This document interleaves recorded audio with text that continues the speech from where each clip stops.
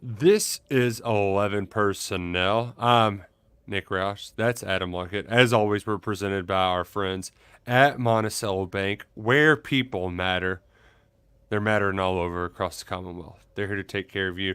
And we're here to make sure that you know what the hell is going to happen this Saturday when the Alabama Crimson Tide come rolling into Lexington for the first time since 2013. Luckett, Kentucky's 2-38-1 all time against Alabama.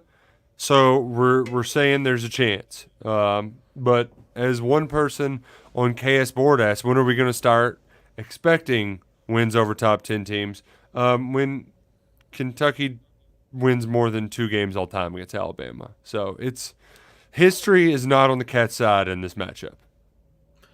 Both wins were in Lexington, so Kentucky has that going for them. There we go.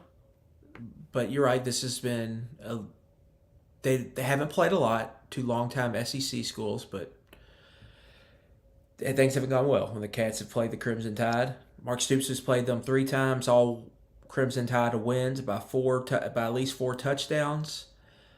But with that said, Nick, this is the worst Alabama team Nick Saban has had since his first year there.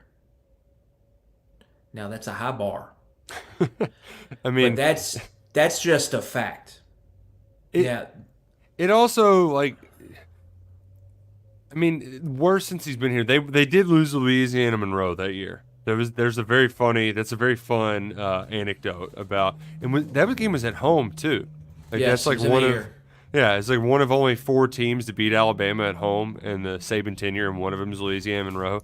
So it's like they're bad, and then like monster good, and then there's this, which is still pretty damn good and competing to be in the college football playoff. So Yeah, but I think there's a lot of crowning going on this week with Alabama.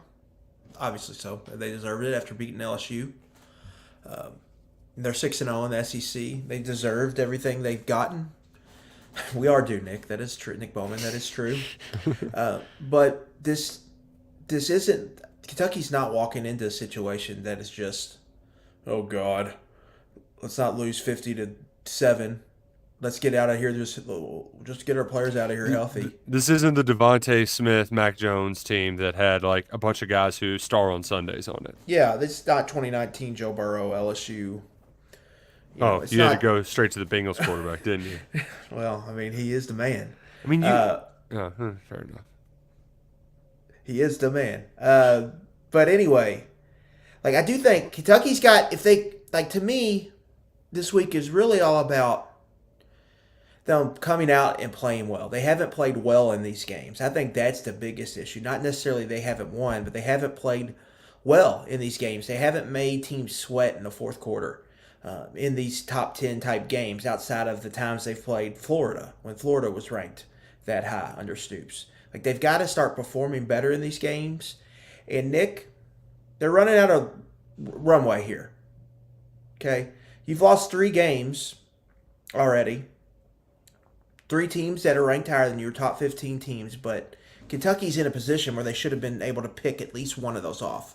So you don't pick any of those off, and if you lose this one, which is probably likely, the season is everything is riding on the end of the year that game against Louisville. Mm-hmm. And if you lose that, these are 2 really disappointing seasons in a row. And people are going to be very upset. And there's going to be a lot of criticism, I think, fairly will come this program's way.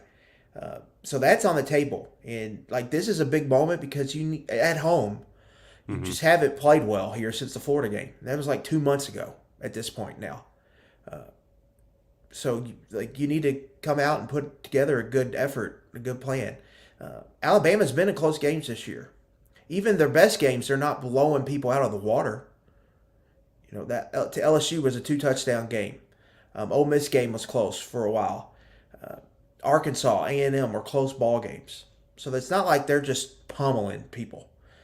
You need to give yourself a chance to win this ball game on Saturday, and it can't just be, well, we just caught them on their best game. They're in national title contention now. They're all their foot on the gas.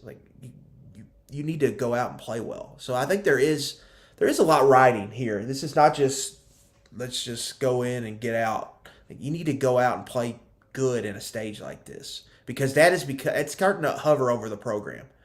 That whenever they play these top teams, that they're just not up to snuff because they've gotten blitzed in these types of games. That needs to stop happening. You know what is up to stuff though? The customer service at Monticello Bank. Because like I said, that's where people matter. They've got plenty of different locations all across Kentucky, and you can bank anywhere with the Go NBC mobile app or NBCBank.com. They've been in business for 128 years because they're putting people first. They're getting the numbers on your side to get you the best deal possible. They're great partners of us here at 11 Personnel, and they're equal housing lenders, member FDIC, which means they'll hook you up with a home loan, auto loan, whatever it may be. Monticello Bank. Give them consider for your personal banking or commercial banking needs. Monticello Bank, where people matter. Proud presenting sponsors of 11 Personnel. Like it, before you set the table for us, and we'll get into the nitty gritty with Alabama. But I wanted to start by asking you a question to kind of get in the intermediate, the short term, instead of just looking at this big picture where this team stands. But was there anything from that Mississippi State game that you saw that gave you more confidence about Kentucky going into this Alabama matchup? Because we knew that was a must-win. It was against a bad offense. Was there anything you saw that actually gives you a little bit of like, okay, like I'm feeling a little bit better than maybe I was a week or two ago? Devin Leary's wizardry in the pocket could be big this week if he can alleviate some of that pressure when they come and extend plays. I think defensively, just getting some confidence was pretty big for that group. That was definitely a situation where you need to go to the free throw line and knock some of those down just to like know that the shots can come in, right? There's not a complete lid on the basket because they were playing about as bad as you could, and now they're getting ready to face a very explosive offense. You didn't want to have – I mean, this stupid Tennessee Josh Heupel offense just – it has a way of getting – I mean, it's about how I hate to keep using basketball analogies, but it was about how like Pitino got all worked up before he would play Kentucky every year at Louisville, and it got in his own head. I think you're kind of seeing that. So it's good that they did get a slump buster. Mississippi State only averaged 3.3 yards per play.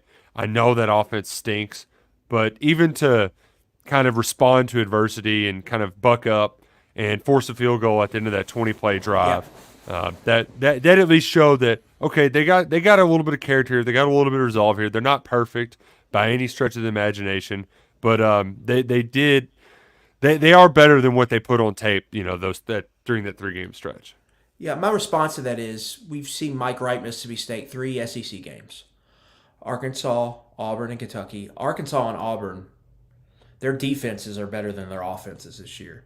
Like, those aren't bad defenses. And Kentucky had a better day, better outing, and it was in Mississippi State's house, not on the road, than all of those defenses did. So, to me, it was just like, oh, this is what this defense is when they're not playing a top 15 offense. Like, that looked a lot like the Florida game when you kind of go back. Oh, were they just kind of overwhelmed? A not good an offense that isn't good, essentially. And so that just having some confidence in this game is big. And because this week, Nick, I think it's all about the defense. I think big picture this year's been about the offense, but this week's about the defense. Because of what you just mentioned in these other 3 games. They just haven't played anything close to winning football. They've gotten their asses kicked. And it's been in a variety of ways because Tennessee just ran it all over them. And then Georgia did it with the passing game. And now you're going up against a quarterback that really hasn't been a badass until as of late. So it's like, I don't know what to feel about it, but to your point, like in some of those games they've scored some points, but the defense has just really let them down. So will they can really? I mean, let's be honest. Can they just limit Alabama to like one of those big plays instead of 4 of them? because that's what they've been landing some haymakers this year. Yeah, I mean, here's my point on that. When teams play LSU, Nick, that's a skew the numbers game for opposing offenses. That's a good point. Yeah, yeah. So you have to look at it that way because it's been like that all season. Ole Miss ran up a 50 burger on them. Missouri had probably their best offensive performance of the season against LSU. That has been a skew the numbers game. Luther But Burden was the leading receiver in the country after that game. but if you look at Alabama and every other game, Nick, outside of Mississippi State, like all their scoring is in the 20s. Like they beat Tennessee 34-20. They got a strip sack on Joe Milton. It was like They, the fourth quarter too, kind of dagger. Yeah. it was they scored 27 points in the game. They scored 26 against A&M. They scored 24, I believe, against Arkansas. They were in the 20s against Ole Miss. This is what this offense is. It's very much a Tommy Rees offense in that they're not great at any one particular thing, and that's what a lot of his offenses were at Notre Dame, but they're not necessarily bad at one particular thing. They're well-rounded, but they have some limitations, I believe, on offense. So Kentucky, defensively, you need to hold them to what they're established, a team that scores in the 20s in SEC games. And if you do that, then I think you'll have a shot to really hang in there and maybe make a run at winning. But if you go out here and let this team score 38 points, score 33 points, score 51 points, you're not going to have a shot. And you know what? That went at having a chance to compete in this game. So, I mean, a lot of this is about the defense needs to show up and play. You know, Jalen Milroe's a heck of a story. He's one of the bigger surprises in the SEC. There's some crazy comps out there for him right now. Oh God, Urban, just chill, bro. Just chill. But that isn't like what we saw against LSU is not that was a one-off in my opinion. What I've seen now, he could prove me wrong on Saturday and go on this crazy run, but I don't believe that's what we'll see from him moving forward. So you need to keep Alabama to who they are on offense, which is a good offense who has some efficiency issues. Number 66 overall in success rate. Running the football wise, their two backs are not having a great seasons running the ball.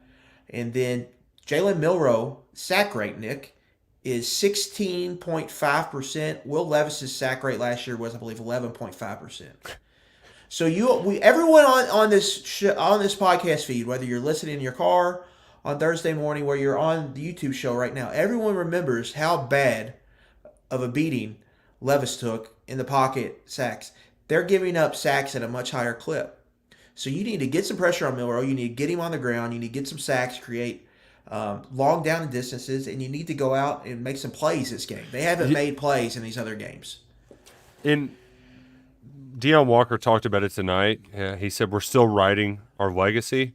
And right now, I think the biggest problem with this Kentucky defense is making those big plays on second down and then giving up a 3rd and 17. Or it's felt like now they've scored tons of defensive touchdowns. It's been awesome. They've created turnovers and there will be opportunities on Saturday, but it's felt like they've been very close so much. So now you have some opportunities to leave your legacy by making those big plays, right? There's a lot of people who like J.J. Weaver. What's been his deal? You know, here's your time. Here's your time. Here's as Tom Leach put it. This is one of those games. If you get the win, it's the game that everybody talks about at the reunions. Absolutely. This would be the team that beat Bama, right? You would go back and you would think about this team. So you have that opportunity on the table. You need to take advantage of it. And I think, like as you said, like a lot of it's going to come down to how well does this front seven get after Jalen Milroe? And you know who can play a big role in that? It's the guy who talked about it today, Deion Walker, and then Trevin Wallace. I feel like another big lesson we learned from the Mississippi State win, like it was that, hey, I think Trevin's back. I think he's looking good. Yeah. Also, Nick, they haven't produced multiple takeaways in an SEC game this season, the defense. Yeah, they have. They've not in one game. Vanderbilt had 2 pick sixes. Well, that don't. Other than that, since September. Okay, that one. Other than that one. You know what? Not sorry, Vandy fans. Like, you don't count. Sorry. Okay, other than that one, okay, I apologize because they had multiple takeaways in 3 of the first 4 games, and now they've gone on a stretch of 5 games without producing multiple takeaways, and didn't have a takeaway in the Tennessee game. If the defense gets 1 takeaway in that game, Nick, they probably win the game, right? Yeah. Couldn't get a And stop. so you've got to get some, you got to start getting some more takeaways, especially if you're going to give up yards like they're giving up at certain points in these games. So that's big. So I think there's just a lot of pressure on the defense this week. They need them to play better. And how Kentucky's built just as a program, stylistically, who they want to be as an identity, as a football team, as a football program. You got to go get some stops, man. You got to go play some good, solid defense, and you got to find a way to get off the field in critical situations. Last week was a good first step. We could say competition, yada yada yada, but that was a good first step. Now let's see what they can do here moving forward in November. And I'm just glad we're entering this week without the quarterback injury stuff hanging over the game prep here. So we know Devin Leary's going, so now we can dive all in and kind of figure out where these 2 teams stack up. Well, let's dive all into it right after we dive into some Uncle Bucks. Yeah, those are some shorts that you can find at birddogs.com. Or maybe the April Big Cannons, the Indianapolis Joneses. Those are just some of the wonderful options they have at Bird Dogs. And you should upgrade. Kentucky's defense, it could use a little upgrade this week. Some turnovers. Turn over your wardrobe by upgrading with Bird Dogs. I find myself wondering, like, hey, what do I even ask for Christmas? Like, when you become an adult man, you don't really, what do you need, right? If you're forcing your women in your life to watch this podcast with you or listen to it with you, ladies, your man will look better dressed in some Bird Dogs, right? They're going to feel better and they're going to look better, especially with the shorts with the built-in liner. Be more efficient, be more comfortable, and look so much better by rocking some Bird Dogs. Put in promo code KSR. You're going to get a nice Hydro Flask style water bottle with your purchase too. They can just be, what do you call those gifts? The white elephant? Yeah, it can be your white elephant too. Just throw it in, boom. You take care of that. Check that box. Check all your boxes this holiday season by shopping for the men in your life at Bird Dogs, birddogs.com/KSR. Like it. I forgot who I was talking to. They said that they really enjoyed the way I say, oh, like it. Sound like I'm the local yokel. Here's a question I got for you. Does it matter what Devin Leary's injury is? Because I'm getting a sty in my right eye right now, so I'm having trouble reading. Did Devin Leary just get an abrupt sty? What's a sty? You know what a sty is? You never had one of those? No. It's like you basically get like a giant, like red little. You don't have to show me. You can just tell me. But I'll take your word for it. It's like you get like this. Your eye swells up and you get like a giant bump on your eyelid. It sucks. No. I don't know why it gets there. It's like a byproduct of irritation, stress. God knows what. Maybe he just had a sty. Was having trouble seeing. And, a little warm compress, that does a lot. That does a lot to help you out. So maybe he got that warm compress. Now he can read, and now he can play. He said as much last night, but he did not elaborate much about that injury, did he? No, he did not. I asked him if he got his bell rung. He said, yeah. So take of that what you will. Yeah, he got his bell rung. To me, it was a Starkville special. I'm assuming here he got shook up in that game. I think he took a hard hit on the ground, was kind of shaken up, but I think he was probably just fine. So I don't know if it probably wasn't to me, Nick, if it was anything, it was probably a mild concussion. This is just me kind of guessing. You know what they say about assumptions. Yep. They make asses of us all, but hell, this is a podcast. So what else are we doing here? So I think that's probably what happened. But I think he passed all the tests. He said he went through a protocol on Sunday. Tells Yeah. me that he went through all the I don't think it was whatever. STY protocol. I don't think they have one for those. Tells me what the tests were and that they cleared him. I think they, now you look back at the game, they probably cleared him to go back in, but he was still kind of jittery, I guess, in the head, and so they just kept him out because I think he probably passed the test there. Would be my guess. And then he passed it again on Sunday, so he's good to go. So that's where we stand. But yeah, definitely a weird moment there in time. Probably a moment nobody will remember Mm-hmm. by this time next week, but definitely in the moment. And then the last couple of days, it was kind of like, ooh, what's going on? Because it definitely felt like I mean, a head injury to me. it's just such a relief too that we're not doing the whole speculation leading up to it, Yeah, like we've absolutely. dealt with before, and we experience it more often with the basketball program. With like, will they play? Will they not play? What's actually going on here? Um, but it would have been really a tough sell, I think, for a lot of fans to buy in. I mean, the best part about being a college football fan is convincing yourself you're going to win every game. I mean, that's the fun of this sport, right? It's what makes it so beautiful, so dumb, is that you got a week to talk yourself into a win.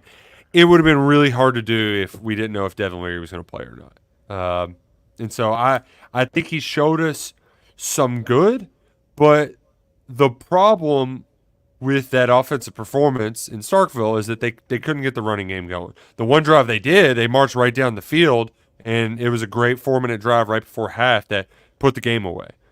Yeah. But the rushing game has been inefficient. Ray Davis is your best player, and you haven't been able to use him for whatever reason. As much as we've been kinder to the offensive line as of late, the coaching staff was not this week. They were pissed off at the way they played at Mississippi I, State. I think it was the interior. I think the tackles played well, I thought, but the interior of the line had a woeful I performance. mean, that one where Barryon just got drilled on the blitz. It's like, did y'all not see that guy just walk up into the A gap? I mean, they were just all up in them A gaps all night long. Yeah. Yeah, I mean they definitely have to play better. I think offensively too, they were really close to scoring a couple times, and then Leary goes out early.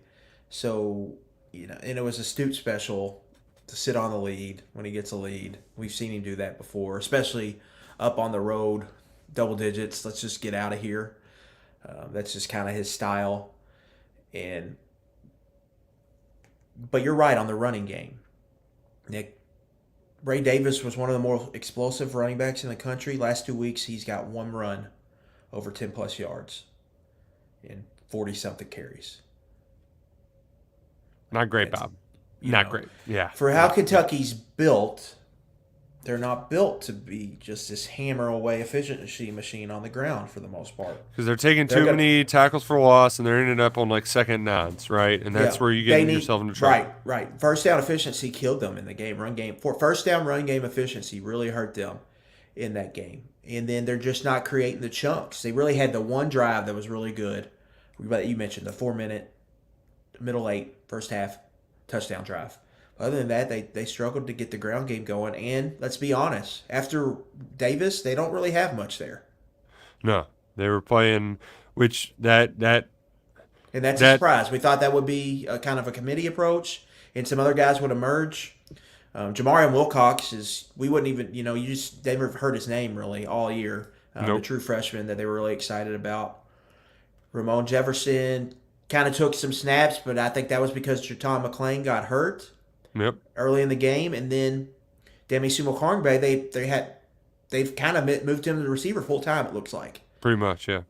And so they've got to figure out what they're going to do there. But yeah, that's a concern moving forward because Bama's run defense is good. It's not great. It's not the typical Bama run defense, I would say, but it's good. They can stuff the run, but you've got to be able to find something on the ground. The way Kentucky is built, again, back to this identity stylistically, you've got to be able to run the ball some. You can't have what occurred on Saturday, even if they're stuffing the box like that.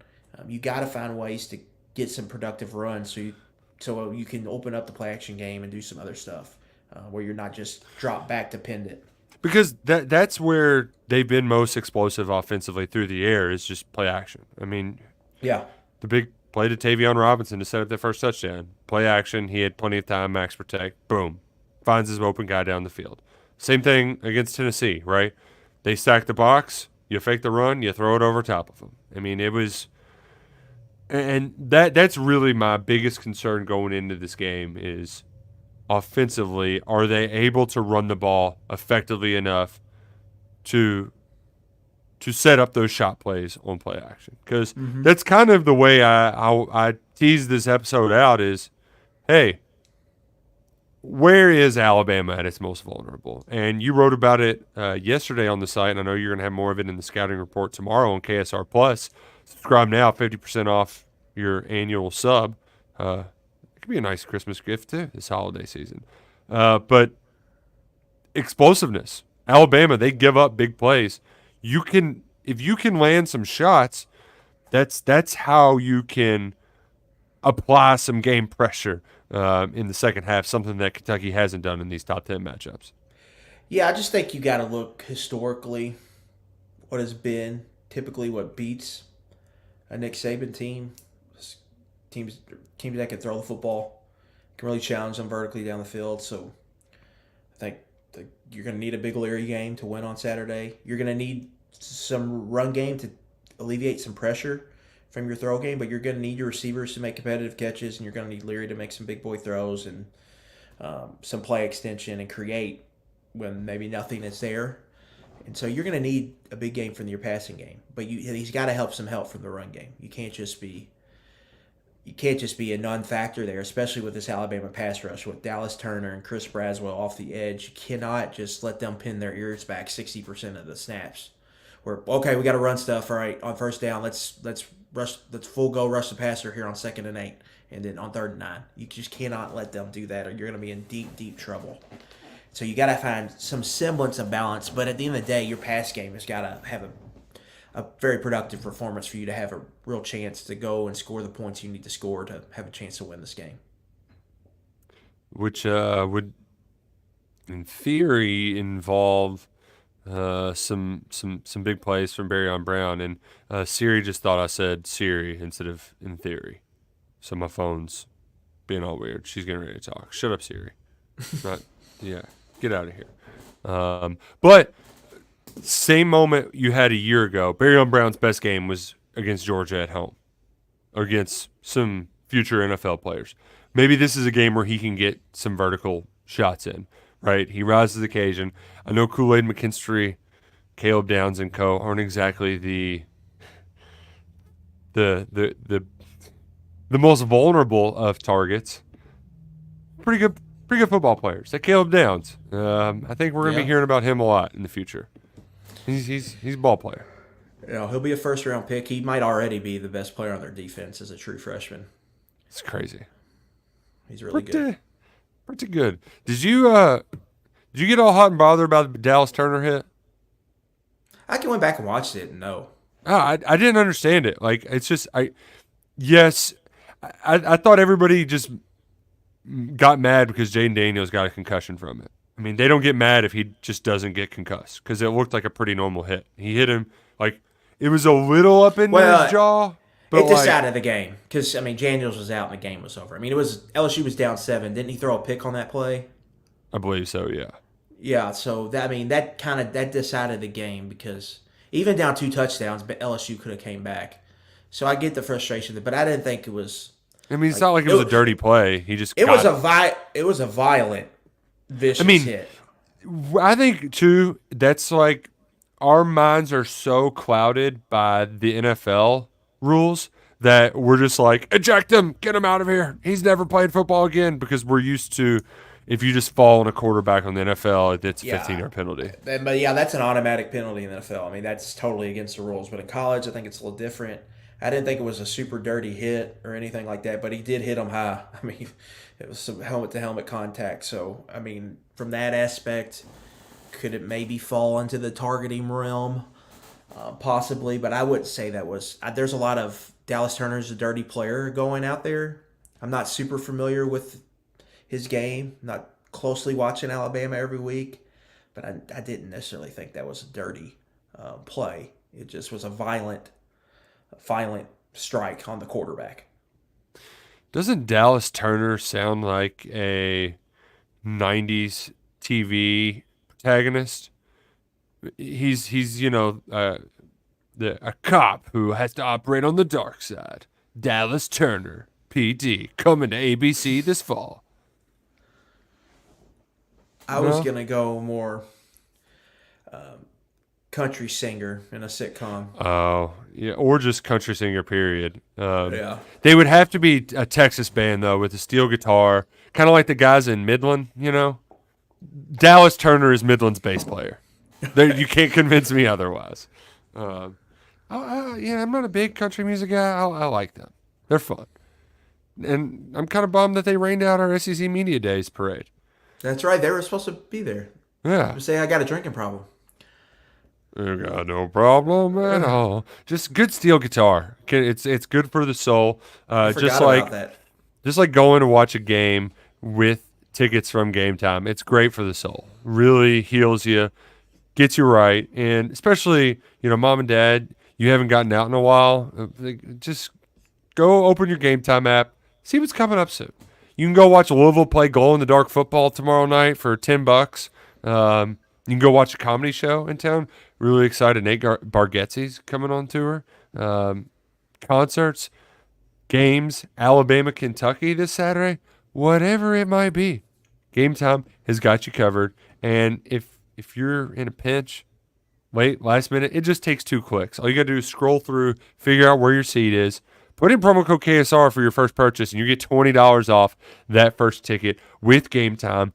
So much happening right now between basketball at Rep Arena, football. Maybe you just want to I took once an impromptu trip to Chicago for the Champions Classic back when I was in college. One of the most fun trips I ever went to. I looked into free tickets. You can get tickets with a great deal with our friends at Game Time. Promo code KSR for $20 off your first purchase. You ever done the Champions Classic like it? I have not done that. I've done CBS Sports, but I've not done Champions Classic. CBS Sports is the way to go because it's a Saturday. You get to do the whole weekend. It's a little bit easier, but even though Kentucky lost, it was those. I don't like a lot of neutral site basketball games, but getting one of those 4-team events is fun. We snuck into some seats, and they were right behind Magic Johnson. Magic Johnson was sitting right in front of us. It's like, hey, it's Magic. It's pretty awesome. No, actually, I take that back. I did Champions Classic 2013 when they lost to Duke. Cal's the year after the title team.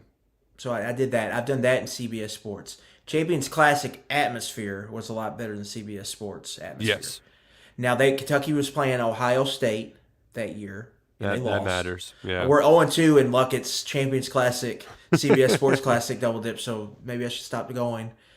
So yeah, that matters. I heard the Monk team, the Fox team, when people went out to that Kentucky, they said that was probably one of the best basketball environments they've ever been in, and the game was just awesome. So it all depends on kind of that. Oh yeah, But I did enjoy the Champions Classic, just the experience of that. I enjoyed that more than the CBS Sports Classic, where it felt like it just felt like cavernous. important. Right. Yeah. Our a mutual friend of ours, he went with me to CBS Sports when Kentucky beat UCLA. It was like 31-0. That's one of the most fun games I've ever been to. Yeah. Absolutely just ripping the soul out of an opponent with a name like UCLA. That was a lot of fun. And he was at the game in Vegas, and Roy Williams was at the craps table with him afterwards. Yeah, I think he also played cards with Allen Iverson that weekend. So it was a big weekend there in Vegas. Still have not done Vegas. I gotta change that. I absolutely have to. Well, that's disappointing because the way this season is going, looks like Duke's Mayo Bowl is a clubhouse favorite. And if this was an odd year, Kentucky would be in the prime position to go to. Or if this was an even year, they would be going to Vegas. But now it looks like could be going to Charlotte, and like to see the content we would get, the buzz we would get from Mark Stoops getting Mayo dumped on him. That might break the website. I mean, for a day in and December. the thing is too is he would have to do it, but nobody would be more pissed off about it because so far they've only had hacks like Beamer who just love going viral and stuff, Mike Loxley did it last year. and he looked pretty miserable during it. But I don't think Mark Stoops does not want to be dumped in mayo. Me, if we end up getting some Mayo Bowl action, I'll just yes, give me the mayo. I will eat your mayo and I will enjoy it. It's going to be a wonderfully mayonnaise-tastic time. Um, If we go, do we do the Mike Golick Jr. thing and get some Duke's mayo and eat Oreos with it? we do it all. I will reach out to the PR person at Duke's Mayo and say, hey, listen, what? Give me content ideas. I'll do them all. I will have mayo coming out of my nose by the time this damn trip is over with. I don't care. Just give me the mayo, please. Duke's mayo, it's good. I like it. Yeah, no, it's one of the few things I will go name brand for. So I know Duke's Mayo's listening right now, and they're excited about that prospect. We're excited about potentially going to Charlotte. We're also excited to head on over to KS Board to answer some questions. This is a question that seemingly comes up every year, but. Walker said that Godfrey mentioned it on his podcast earlier this week that if Kirk is out, he's already writing Stoops in to Iowa. Has that ship sailed, or are we still getting? Like, what? I've kind of gotten over that, but it doesn't sound like that is going anywhere. Yeah, I think that's very much alive. When you consider everything, just new SEC, no divisions, everything that comes with that. I think that's very much something he's going to have to consider. He's not going to be a cheap hire for Iowa. They're going to have to really pay, but like for Mark and to be able to bring Mike Stoops back, like that would be a big deal for them. And I think that's something they'll definitely have to consider, and I think it's something he would consider. So that's definitely out there. If it ever moves that way, we have to see what Kirk Ferentz does. Was he just blowing smoke up everybody's what? About staying a couple more years, or was he serious about that? And are they going to try to push him out? Are they cool with maybe him trying to go out and get a new offensive coordinator? But we'll have to wait and see. But if that does happen, Nick, I think I know who the next head coach of Kentucky is going to be. Yeah, I think I do too. And he's got one of the leading rushers in college football right now. He's got a former Cat he recruited to Kentucky, catching 50-yard bombs. I think he's got 5 40-plus yard touchdowns this year in Chris Lewis. So, yeah, I think John Summerall would get a call pretty quickly from Mitch Barnhart. Here's the thing with this. Everybody's just always assumed it would be Stoops. How much I know they don't want to do what Wisconsin's doing. I don't think they want to make that drastic of a change. But part of the reason why you've pushed Kirk Ferentz out is for something new. How much new do you get with Mark Stoops at Iowa? He's a young Kirk Ferentz, right? I mean, the same reason like Kentucky would hire Summerall is kind of the same reasons they would hire Mark Stoops. It's true. Established winner, it's won games, alum, all of that. And the thing with Mark Stoops, as much as maybe people complain here about offensive identity and stuff, let's play out if he goes to Iowa. Liam Cohen's either going with him. If that doesn't happen, I would bet some spare change in the couch cushion that Mark calls up Joe Moorhead, who's having a rough go. Yeah. At Akron, it's just like, Real Joe, rough. Come over here. Let's get you back in the Big Ten.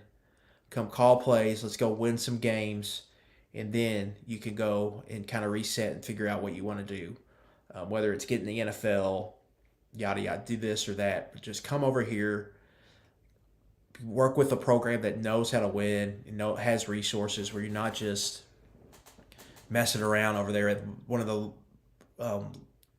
least funded programs in college football. Come over here. So I think there's just that in general. He would get a good offensive coordinator in there, and that would be a spark, I think, for Iowa. Just seeing an offense that could score 26, 27 points a game, I think would fire some people up over there in Iowa City. We're currently there's a conversation in the YouTube chat about Texas Pete hot sauce, and it's just not. It come on, why would you ruin your palate on Texas Pete hot sauce? It's fine, but just like Frank's, that's fine. You got to really step your game up. Get some Cholula or get some Louisiana hot sauce. None of this Texas Pete. I feel like I could make Texas Pete hot sauce. Just the most basic red hot. It's just hot. It doesn't, there's no flavor to it. Cholula adds real flavor.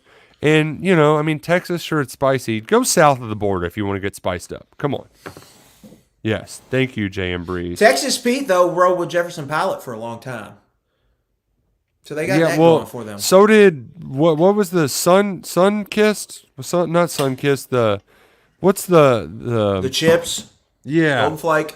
Golden Flake, yeah. But those weren't any good. I do love when I go on SEC road trips. Usually Alabama or I think Mississippi, you just go in a gas station and they've got 80 brands of Golden Flake chips, and you're like, where do these come from? Dude, one thing they only exist here. And RC Cola used to be back in the day. That was a big one too. Zapp's chips. Have you ever had Zapp's? The Louisiana? I do not think so. They're like the Louisiana Grippos, where it just one bite of chip is a salt shaker. It's just so much sodium, but it is so good. They're great. They're more kettle style though. But I'm starting to see them more at my local Kroger. So if you've never had Zapp's chips, Bourbon Street style chips, maybe give those a try, and maybe give KS Board a try. 50% off, like I said this week, annual subscription. Nick, let's talk about the tempo right quick. Yeah, that's a question we get a lot. It's a popular talking point. Yeah. I've got some thoughts on that.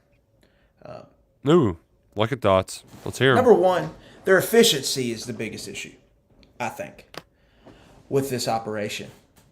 They're 86, or excuse me, they're 86 in offensive success rate, 10th in the SEC in offensive success rate. So they're just falling behind the chains a lot. So I think that's a big issue. I also think Cohen going up to the box, I don't think that necessarily streamlines things, right? Yeah. Just walk me through. Cohen reads he gets a play, calls it in to probably Scott Woodward or whoever's on the GA and the mics.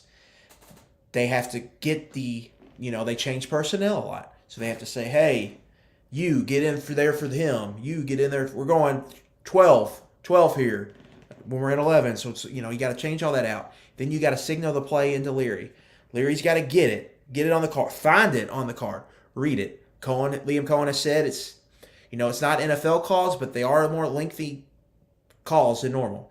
Get it, read it, get it on the line, do the motions and shifts in the line of scrimmage. Like, just in general, it's a longer operation.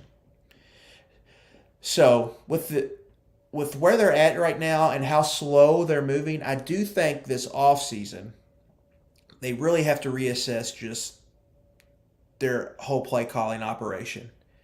Whether that is, if Cohen's going to be in the booth, how do they get this faster? Do they need to huddle up all the time?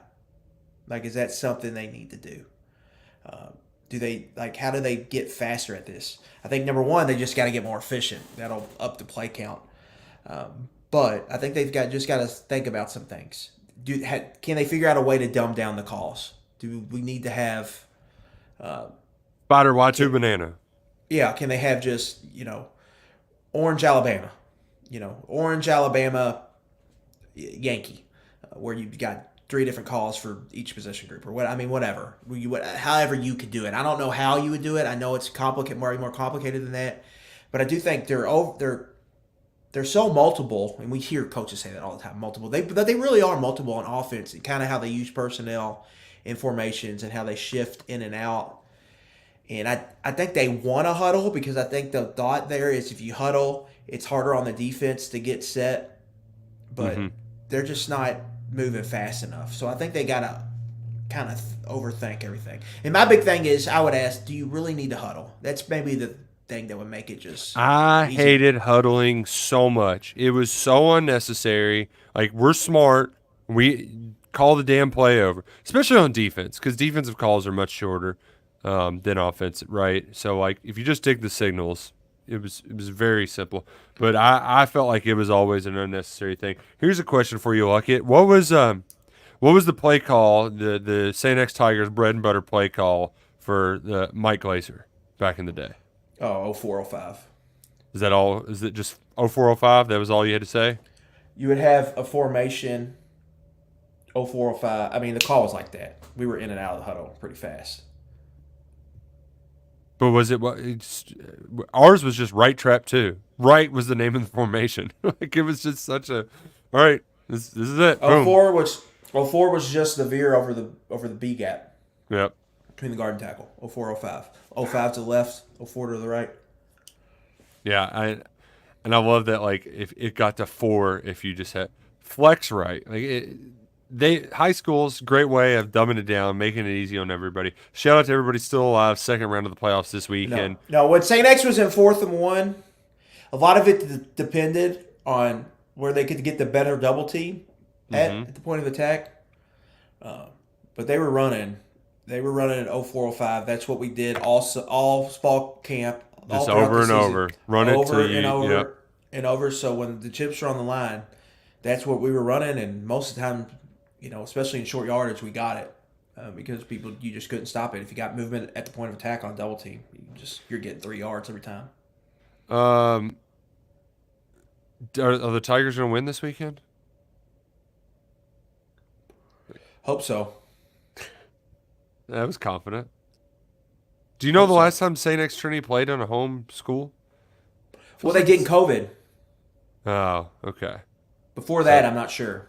Long time. Yeah. One of the many big games. There's going to be a lot next week if the chalk sort of holds. So something to look forward to there. There's somebody in the chat that thinks that quarterbacks have mics in their helmet. They do not. This is not the NFL. They do not. Yeah. That would help. That would help a lot if they did, because you can get the call in like that. Like Cohen can just talk to Leary. Well, but they don't have that in college, so that makes it more difficult. Somebody had the video of all 4 Rutgers guys in the different colored hoodies doing their signals. Just put the damn radios in their helmets. It'd be so much easier. Yeah, Liam Cohen actually addressed this in a press conference, and he made it sound like it's kind of a safety thing that has to go through the NCAA because the SEC has to have the same as. Well, there's no CUSA. uniformity. Yeah, exactly. And I think in the NFL they all use the same kind of helmet. So his point was if the radio gets jarred loose, you don't want it to cause injury. And so he thought that a liability factor was at hand. I always thought it was a cost matter. But really, this is why having one governing body is stupid. It should just be conference by conference. And that's why the conferences should just, the Power 5, just do your own thing. You're operating with different rules than everybody else. That's why the Big Ten should take Jim Harbaugh to the woodshed. Which, man, I love that Michigan leaked that they got their sign stolen as like see, we're not the only ones doing it, as like a way to. Are you going to in a game they won by 30 in the Big Ten championship over Purdue? Over the holidays, are you going to do some Big J journalism and find out what kind of cheating Purdue was doing over there? So Jeff, what was Harbaugh's signal for all out blitz? Right. Yeah. When he ran a gap power, did he just flick you off on the sideline? I mean, what was he doing to the? Why did you just kick field goals all night, dude? Go for the score. You had the cover all night, but you kept kicking sad field goals. You had the signals. Come on. Yeah, that was brutal too. It was like Purdue plus 20 or 17 and a half or something like that, and they just kicked sad field goals all night and failed to cover. Failed to cover. We're mentioning covering, and you should cover the spread with our friends at FanDuel, where, folks, If you place a $5 money line bet and it wins, you're getting $150 in bonus bets when you sign up with America's #1 sports book today. Use promo code personnel and you'll get in on that action. $5 money line bet and you'll win $150 in bonus bets. FanDuel, it's the #1 sportsbook site in America. It's great. It's easy to use if you haven't played before, and they have so much at your fingertips. Every sport, you name it, right now. There's a lot of crossover like it. I'm loving the college basketball parlays. Very fun to just hit on it. I didn't really know what was going to happen in that Kentucky basketball opening game, so just to hit DJ Wagner over 10.5 points, boom. Done. Thank you. I'll take the win. I appreciate you, FanDuel. I appreciate you all signing up for FanDuel and putting in promo code personnel when you do that. And remember, you must be 21 and present in Kentucky. First online real money wager only. $10 first deposit required. Bonus issued as a non-withdrawable bonus bets, which expires 7 days after receipt. Restrictions apply. See terms at sportsbook.fanduel.com. Gambling problem, call 1-800-GAMBLER. Look it, we got screwed with the Devin Leary injury last week because that single game parlay, it was there. It was there for the taking. It was there to cash. And we've got one cooked up this week, but here's also something we're learning about single game parlays. If you got 4 that you like, if you bet them all straight up, yes, and you go 3-1, then you win your money back. Now the odds obviously aren't win money. great. You don't just win your money; you win money. Yeah, exactly. Whereas now we haven't cashed one now, but we do have a few plays for you. And I like where your head's at because I think if Kentucky starts fast, well, first quarter, Cats plus 2.5 action. Yes. Parlay that with over 1.5 Leary passing touchdowns. Which he's done, I think, 3 or 4 games in a row now. He's thrown for at least 2 touchdowns. I played that one separately last week, too, and cashed in on that. And I wish I would have had Danke anytime touchdown, which we're also going to have in the same game parlay this week. So and that's right over 7-1 on FanDuel. Boom. It's plus 7. It's like plus 730-ish right now. So yeah, that's 7-1 odds. I think Leary had 2 touchdown passes, Nick, against Georgia.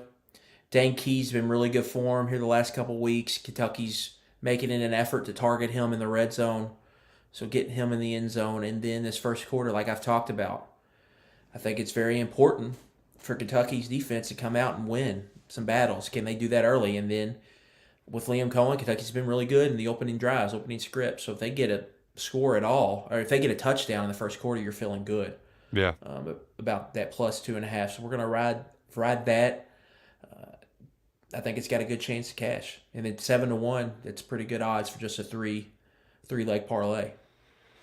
Let's give it a rip, and let's give it a rip with our friends at FanDuel. We'll talk more about our plays on the Pigskin Preview Thursday. Can you believe it's already week 10? 11? 11. Gosh. It flies.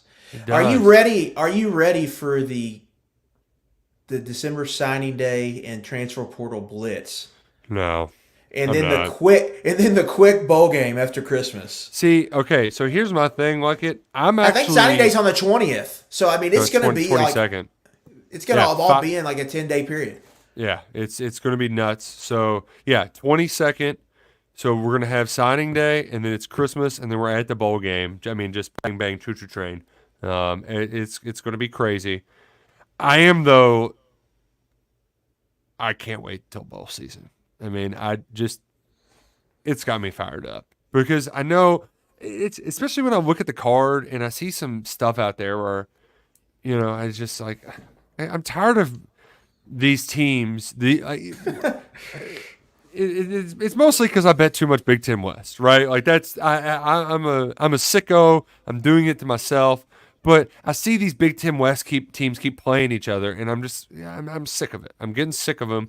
I want to see them play somebody else. I want to see how many times do I have to see Wake Forest with a short spread, look at him and say, why the hell would I bet on this team? This is stupid, and just move on. So I just at least I'm moving on. You haven't. We will have more Big Ten West and pigskin preview this week. Oh gosh, I think I We're know which going. one. We're going to the Old Faithful here to snap a losing skid. So get ready.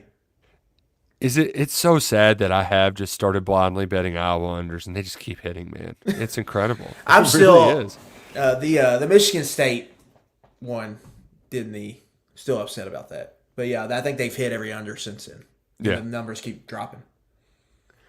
Oh man, it's an exciting time for college football. As Brad White said, you get to the end of the season, your margin of error gets slimmer. Right. There's not much runway left. Yeah, yeah. You have less and less opportunities. You have to make the most of them. Let's go ahead and map this out, Luckett. We don't have to predict Kentucky to win, but what's the roadmap, right? What does it look like if Kentucky does pull off an upset and we're singing "Ding Dong, the witch is dead," and it's a party in Munchkin Land in Central Kentucky? How about don't get in a double-digit deficit in the first quarter like you did against Tennessee and Georgia? But Good you start. get some stops early. When adversity hits, don't crumble like you did against Missouri defensively. Offensively, I think you've got to throw the football. I think you've got to be aggressive, especially early. I think getting a lead is really important early in this game. And so that's going to allow you to hang around because, in my opinion, Nick, Bama is not as explosive as these other offenses. I know Jalen Milroe he's up over 10 yards per attempt, but Nick, this is the second most run heavy offense in the SEC behind Auburn. And that's only because Auburn can't throw the ball worth a lick. They're number 15th nationally in run play percentage. This team wants to run the football and they want to squeeze you out.